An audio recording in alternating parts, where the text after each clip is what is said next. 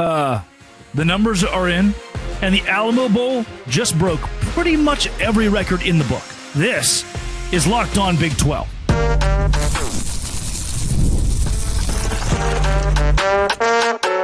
You are Locked On Big 12, your daily podcast on the Big 12 Conference. Part of the Locked On Podcast Network, your team every day.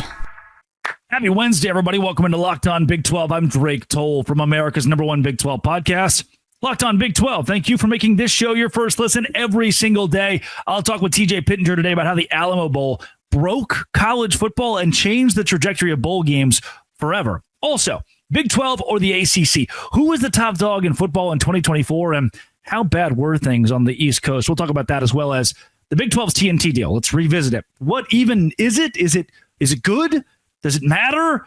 All of that and more. If you hit subscribe, I get to keep my job. Without further ado, Colorado and BYU reset everything we know about bowls. Coach Prime, certainly not any kind of stranger to promotion. And he had a pretty good little tweet with a lot of interesting news, stats, facts about the Alamo Bowl. Did the Alamo Bowl break college football? This is the best bowl game college football has seen in over a decade outside of the college football playoff, which you usually wouldn't call those bowl games. You would call those the CFP. And an example of that, in a top 25 matchup, not a top 10 matchup or a top 15 matchup, a top 25 matchup, 17 BYU, 23 Colorado. Its attendance was the number one most attended game of all non-college football playoff games. Absolutely sold out and took over San Antonio. 8 million TV viewers, the most watched Alamo Bowl in history, highest viewership for any non-college football playoff game in the last 5 years, $57 million in an economic impact, and local scholarships over $1.2 million, and $9.5 million combined team payout, the largest in Alamo Bowl history. This broke what we know about college football bowl games. What BYU and Colorado, Deion Sanders, just did is reset the expectations for what bowls can be. And guess what? To you, to me, TJ, who won the 2024 Valero Alamo Bowl? Who won the 2022 one? 2019 Texas Bowl. How about the 2018 Cheez-It Bowl? We don't know. We don't know. We only know who played in the college football playoff. But this one was different. We will look back and say, in an era where all bowl games are dead and there's no way to revive it, and the college football playoff has killed everything that we know and love about the bowl season, these two schools proved that, it just means more in the SEC, but everything's bigger in the Big 12. Yeah, it's interesting, too, because it's not just who was watching, but who was playing. Everyone played in this game. They actually cared about it. It's funny that we get paid to sit here and talk about college football, right? And half of the people who I feel like cover college football don't even like the sport, because all they do is crap on the sport or talk down about the sport, or, December is completely meaningless unless you're in these last 12 teams. That narrative got broken, because guess what? College football still matters. It is now January and we have one college football game left. And you know what I miss, Drake? College football. I would watch a million meaningless bowl games here in January and February if I could just get college football. I was watching the NFL playoffs all weekend. Just not the same. I miss college football. And again, I think that Deion Sanders, Sataki, everybody involved, not just one person, kind of did restore a little bit of the faith in, okay, maybe these games do matter. Yeah. What I do think you've established in the perspective of college, we talk about breaking college football or changing college football, loving the sport itself, while national analysts don't. What you cannot deny from this game is that now these are the two biggest brands in the Big 12. What they just proved is other Big 12 teams have played in the Valero Alamo Bowl. Texas has played in the Alamo Bowl a couple of times in the last few seasons. And even then, could not touch what these schools did. And there are plenty of SEC teams that play in bowl games. Arkansas playing in the Liberty Bowl, or Miami playing in the Pop-Tarts Bowl. And even those games couldn't draw what the Alamo Bowl did from an economic standpoint, from a TV standpoint, from a fanfare standpoint, with butts in seats. That's crazy. We're not talking about SEC teams here. Again, it's not number 7 versus number 8 squaring off in a 40.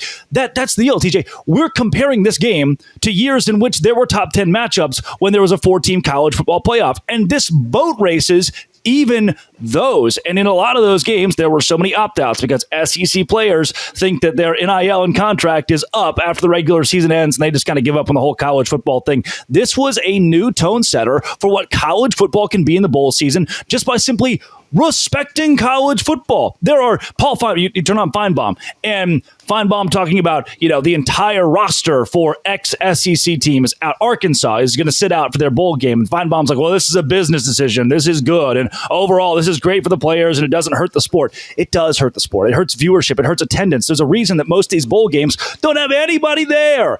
The Alamo Bowl was different. And again, what that proves is BYU and Colorado are the top two brands in the Big 12 right now. One has the Church of Jesus Christ of Latter-day Saints as they're the flagship and one of the fastest growing faiths in the world. The other has Deion Sanders. And those two things combined to create the perfect storm in college football to prove that this SEC excuse, all of these, we didn't want to actually play, those are all complete BS and unreasonable. Do you think it potentially changes, at least for the Big 12, maybe the ACC, maybe some other programs too? I will say this, and to back up a little bit, even SEC programs actually do care. And a lot of times it has to do with how your season ends. Yeah. For Florida, for example, I'm never going to give Florida a ton of love. All their guys opted into this game. Yeah. Nobody opted out. Nobody quit. Nobody opted out at halftime. Now, a lot of that has to do with if your quarterback plays, mostly everybody else plays. Yeah. And so Lagway played and they went. But there are some programs that seem like they care. And I'll never care about the transfer portal opt-outs. Once you've left the program, I get it, right? Most of the coaches aren't going to let you play anyway. But there are some programs that seem like they care. And there's some that certainly didn't, right? They just said, look, we're out. We're not doing this. Yeah. But do you think it maybe changes things? Maybe not in the grand scheme of college football, because that team that finishes 13th is always going to feel slighted. But even there, as much crap as we give Lane Kiffin, all their guys suited up. All their guys took it personally and actually played in the bowl game. So do you think that some of what we saw in the bowl season this year, I know it was just for a half, but Cam Ward played. Do you think that we start to see that more and more in bowl season? Yeah, it varies by year. I don't think since COVID we have seen a bowl year like we did this season. There were some very competitive games. I look at even on the Big 12 slate, Texas Tech is within a couple of points of Arkansas rallying back. They could have given up. But who cares about the Liberty Bowl? Again, in 10 years, we won't remember who won the 2024 Liberty Bowl. And we won't remember that Kansas State beat Rutgers in the Guaranteed Rate Bowl, I think is what it was.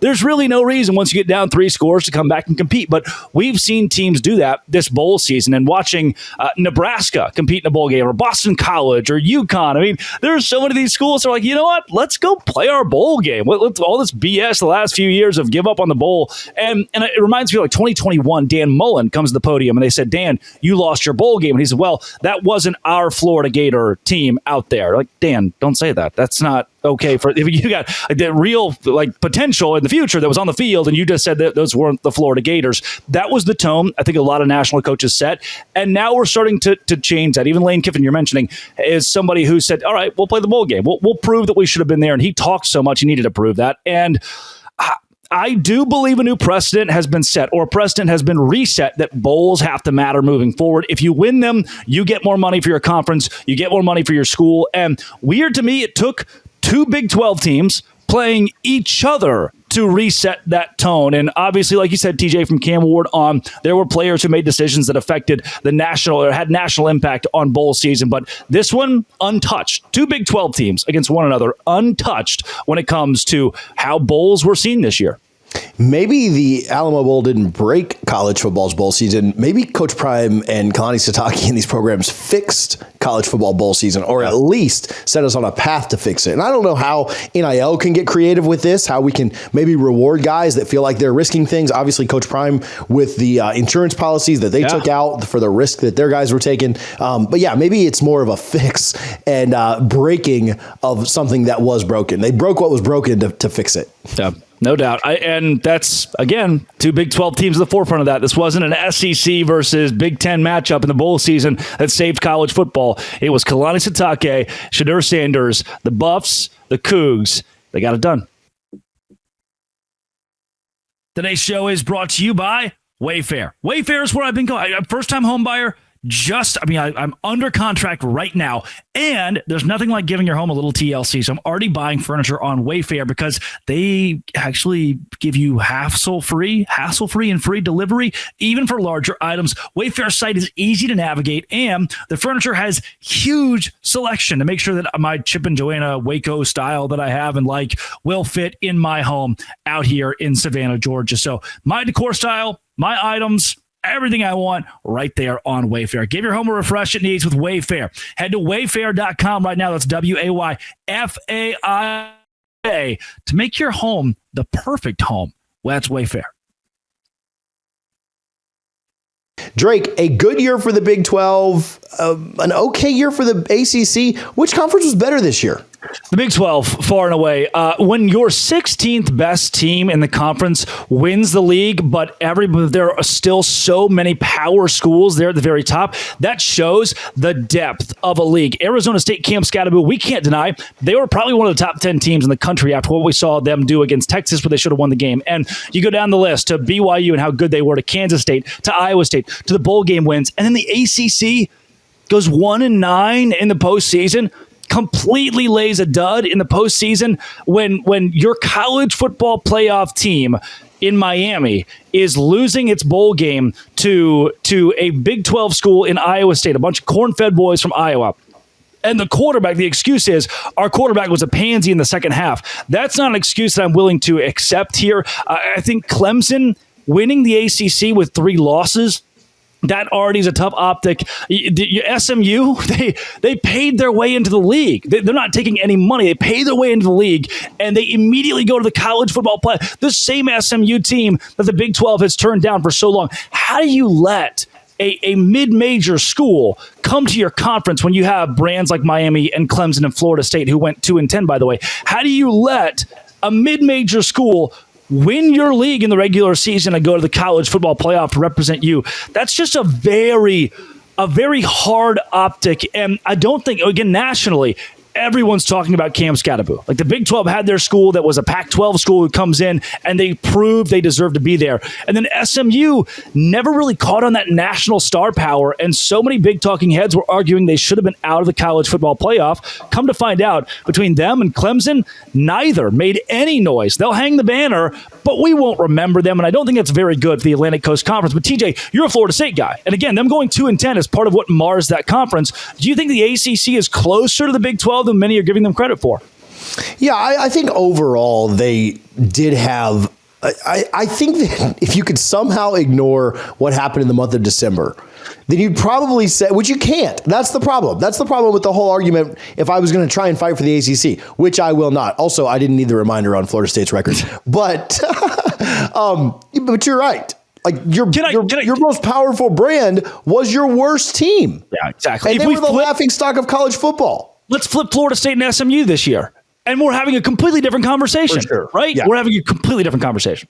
Florida State goes to the ACC championship, is competitive, wins big games, continues on their path. They won 10 games 2 years ago. They won 13 games last year. They go out and win 10 or 11 this year, and they're in the playoff. We're having a much different conversation because we're having the conversation of the big brands. Hey, Clemson and Florida State got in. The winner got in on an auto bid, but they got 2 teams as opposed to the Big 12's 1 team. The ACC maybe should have had a 3rd team. Like, I could make the argument that Miami was just as deserving as Indiana.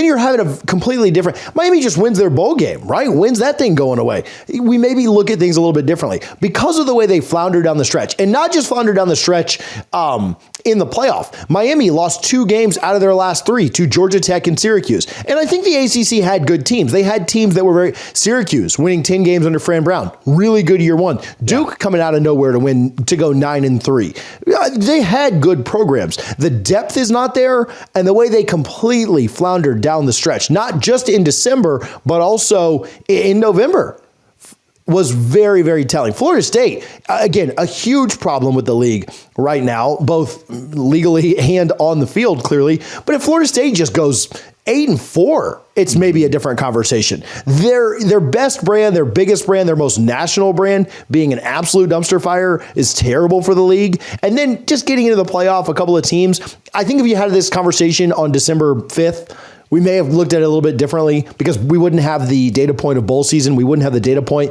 of how Arizona State, Clemson, and SMU performed.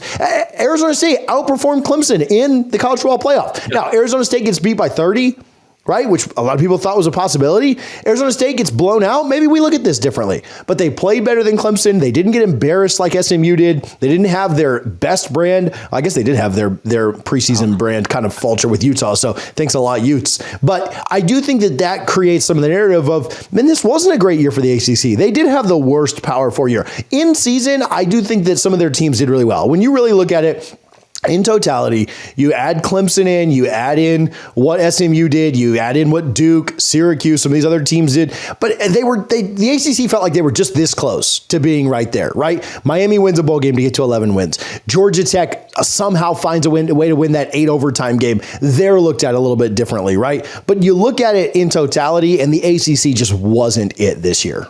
No, and I don't think that we should be in one thing that does, I'll kind of close that note with, the Big 12 didn't have a major brand. We don't have a Clemson. We don't have a Miami or a Florida State. We have no expectations. If BYU wins the league, if Arizona State wins the league, if Kansas wins the league, great. It's all one and the same. There was nobody that had to win 10 games. Florida State had to win 10 games.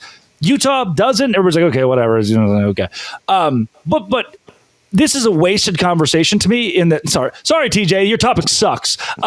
This is a wasted conversation in that the Big 12 and the ACC can both agree that in combating the Big 10 and the SEC, the best thing to do is to promote one another and work together. I think each of those commissioners now understands, especially with Florida State suing the Atlantic Coast Conference, that these two leagues, instead of compare, contrast, and war against each other, the best thing you can do is join forces against the Big 10 that seems to be actually kind of leveling out from they got what they wanted, an expansion, we're good. The SEC is this money-grabbing, college football-destroying entity. Best thing these two leagues can do is combat that. Yeah, and it feels like they've done that to some extent, right? The ACC certainly floundered there late, but they were very competitive in what they did. South Carolina and Clemson, very similar programs, a game that went down to a 3-point difference, right? And South Carolina gets it done on the road. Georgia Tech and Georgia, right there with both teams. Louisville beats Kentucky the last week of the season. Not that anybody's hanging their hats on beating Kentucky this year, but you look at the competitiveness of the two conferences from that side. And then you look again at what the Big 12 did, right? In beating one of the best teams in the country in Miami, in taking Texas to the wire in double overtime and maybe a controversial win. I do think that both conferences are maybe not right there, but they're certainly getting closer and deserve a lot more respect than ESPN, any of the national media, any of the talking heads give them. I guess we'll give Fox some credit. Klatt does a good job, and some of the other guys over at CBS do a good job of kind of raising up where the Big 12 is. But I do think that yeah, you're exactly right. It's not necessarily like, oh, we need to have this big fight about ACC, Big 12. It's where are those conferences in relation to the rest of college football? And it seems like the gap is closing. Now, some of that is conferences rising up, and some of that is the SEC coming back down to earth from where they've been the last 20 years. But I do think that's a big deal and a good point that you make. A 7-5 Georgia Tech team took Georgia to 8 overtimes. They took the SEC champion to 8 overtimes and very well could have won that game at the end. They didn't, but they were right there and showed real grit, real competition. The number one team in the country for most of the year was Texas. And Arizona State takes them to double overtime. And well, again, you review it, and the guy catches the ball with the ground. We could have seen a call that changes the course of the playoff this year that gives Arizona State a win. Those are the cream of the crop. The Arizona State cream of the crop in the Big 12, and then Georgia Tech doing what it did. Those are things you hang your hat on if you're those two conferences. Even in games you lost, it just shows everybody here, hey, calm down a little bit. The SEC, calm down a little bit. You're not what you think you are. And when these two leagues are able to be competitive with that conference, it's only going to help college football get back to what it was, this ultra competitive, everyone gets the same amount of love that it deserves. Yeah, Clemson just pulled, it sounds like, Penn State's defensive coordinator. You'd expect them to be a little bit better next year, and we're talking about a team that already won the league, getting a little bit better. Carson Beck, an SEC quarterback, chooses to go to Miami. You would think that Florida State couldn't be as bad as they were last year in the year upcoming. And so it'll be interesting to see if the ACC can kind of rebound after what was an okay year and make it a good year. And then you look at the Big 12. We've talked a ton about Kalani Sitake and what's BYU going to look like next year. What's Colorado Colorado going to look like with some big changes that they've gotten to their roster, losing 2 top 5 picks? And then everyone else that you just mentioned. What's Dilly going to continue to do out there at Arizona State? What does Kansas State and Kansas do? What does Iowa State do with Matt Campbell, a team that did win a ton of games this year? And so that's kind of what I look at is, yeah, there's a lot of good football to be played in these 2 conferences. How do they look going forward against this SEC monster media narrative that exists? Yeah, I like 16 Big 12 teams. Try. Like throw any Kansas State wins the league next year. But that makes sense. Iowa State, okay. Baylor, bring a lot of guys back. Texas Tech, great transfer portal class. BYU, quarterback back. Colorado, got a quarterback in the portal. You just keep going. Kansas, there are so many. Iowa State's bringing everybody back. So many teams in the Big 12 that could win the entire thing next year. And the depth of that conference, it will be the deepest in the country, will only help the narrative that the ACC and the Big 12 both are relevant in college football. Today's show is brought to you by Rocket Money. Look, I'm 23. I turned 24 on Friday, actually. And Rocket Money helped me find subscriptions that I forgot about. It sends me an update every day with like what this week will look like on my budget. Like what I will pay for, what will come out of my Apple, iCloud subscription. That will come out of my budget this week. They tell me that. Send me an email with that. They've helped over 5 million users save a total of $500 million in canceled subscriptions as well, saving members up to $740 a year when using all the app's premium features. For me, one of the best features is that subscription tracker. I use it to cancel services I didn't know I was paying for still and that I'm paying for twice. With their goals feature, I've been able to automatically set aside money for my future, no messing or stressing, budgeting every month. Cancel unwanted subscriptions, reach your financial goals faster with Rocket Money. Go to rocketmoney.com/locked on today. That's rocketmoney.com/locked on. rocketmoney.com/locked on. Visit Rocket Money and do it today. Leaving ESPN, leaving a Disney entity, leaving ABC in the dust and still having a contract with them, but also being in bed with TNT. Does that ultimately hurt this conference? And will this be the end of ESPN as we know it? There's a lot to unpack here. If you hit subscribe, I get to keep my job. The Big 12 has signed a contract with TNT. The Big 12 on TNT. Yahoo.com writes, get used to it. As part of a settlement struck between the NBA and Warner Brothers Discovery, the Big 12 will see 13 of its football games per year moved from ESPN's streaming platform to linear television on Warner Brothers channels TNT and TBS. ESPN is sublicensing 15 Big 12 men's basketball games to be aired on either TNT or TBS. You understand, this is the same TNT that's investing more and more in sports, the same TNT that is carrying the NBA and now moving to the Big 12. Like we're replacing the NBA, and then now that college football is on TNT, we don't have to watch West Virginia and Kansas in a year where they're both pretty solid at 24 and 25 play on ESPN Plus. We don't have to sell for ESPN Plus anymore. Now we can turn the TV on and see on TNT on national television in the fall of 2025 the Big 12. Brett Yormark told Yahoo Sports that it spans 6 seasons, running concurrent to the Big 12's new television contract with partners at ESPN and Fox. And Brett Yormark is making this move to expand the footprint of the Big 12 conference. Yahoo says the Big 12 is a secondary part of a grander deal involving the NBA, Warner Brothers, and ESPN. The agreement settles litigation brought by WBD over the NBA's decision to grant its future rights package to ESPN. So all that mumbo jumbo and jargon, here's what you need to know.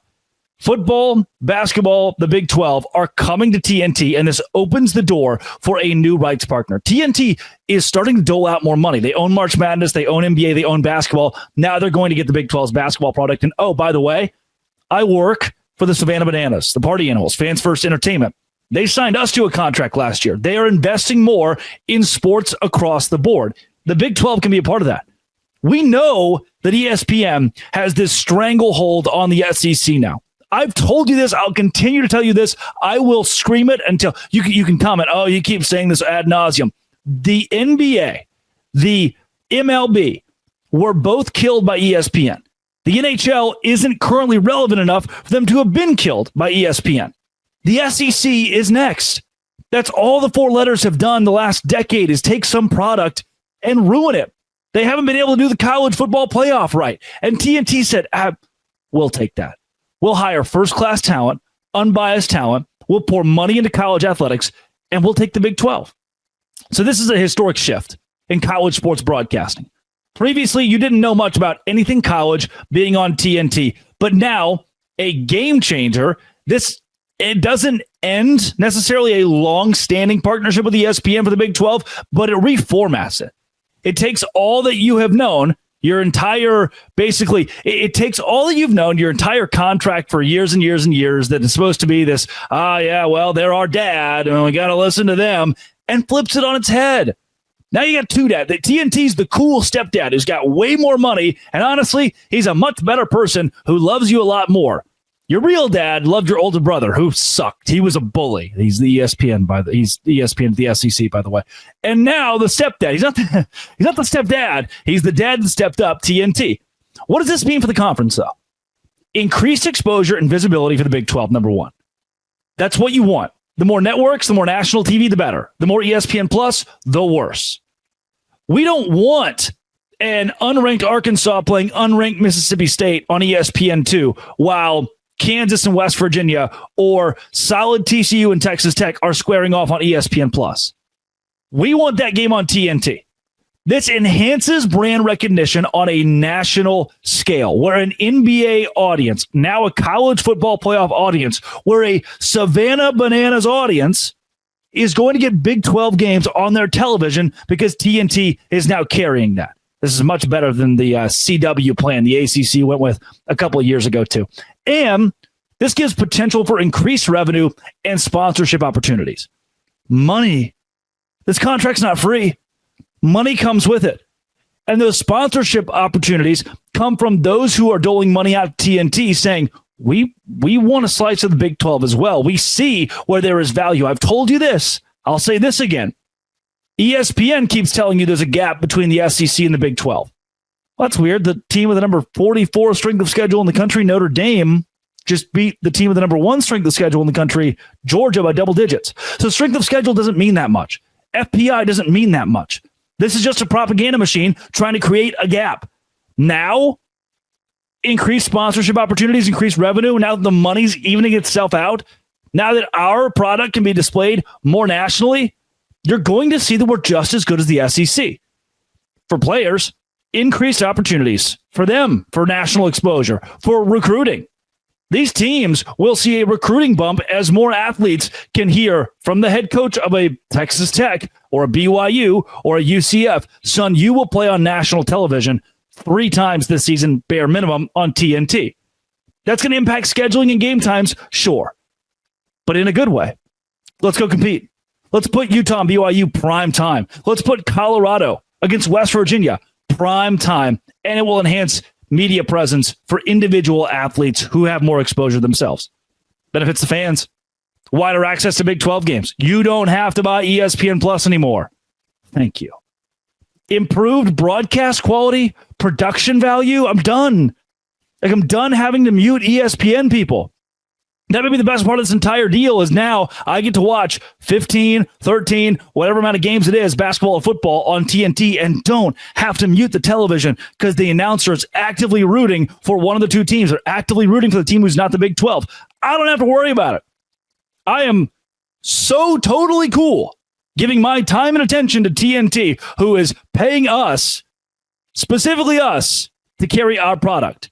And this is it's greater coverage, the conference and its teams. This opens the door for more midday sports shows that are solid. This opens the door, gives an opportunity for the Big 12 to get creative.